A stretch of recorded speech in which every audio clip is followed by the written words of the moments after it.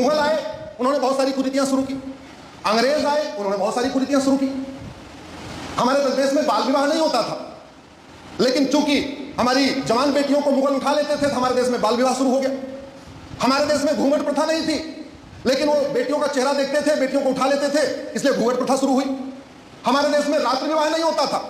अरे सनातन धर्म में तो सूर्यास्त के बाद अंतिम संस्कार करना भी पाप माना गया है। सूर्यास्त के बाद तो शव भी नहीं जलाया जाता। जब अंतिम संस्कार महापाप है तो विवाह कहां से पुण्य हो सकता है?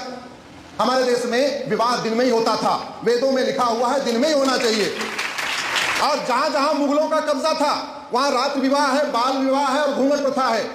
और जहां मुगलों का कब्जा नहीं हुआ ठीक से, जहां वो ठीक से राज नहीं कर पाए, तमिलनाडु में, कर्नाटक में, आंध्रा में, तेलंगाना में, केरल में, क्योंकि छत्रपति शिवाजी महाराज ने महाराष्ट्र के बॉर्डर पर उनको रोक दिया था, वहां मुगलों का उतना इफेक्टिव रूल नहीं हो पाया, इसलिए वहां दिन में विवाह होता है। घूंघट प्रथा बिल्कुल नहीं है। बहन बेटियां